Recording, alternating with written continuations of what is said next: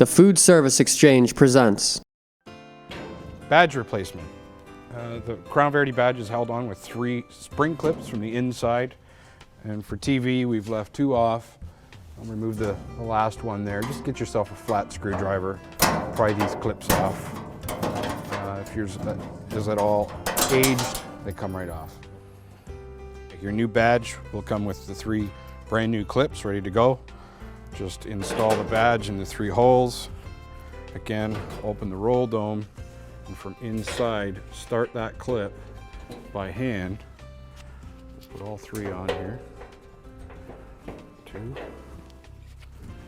3. Now we need to seat those clips. And the best tool for that is in my back pocket. It's a nut driver, or just a simple socket, okay? Something that's hollow in the center. Line that up like so. Support the badge here with our hand. Push on those clips. That's all there is to it. Badge installed.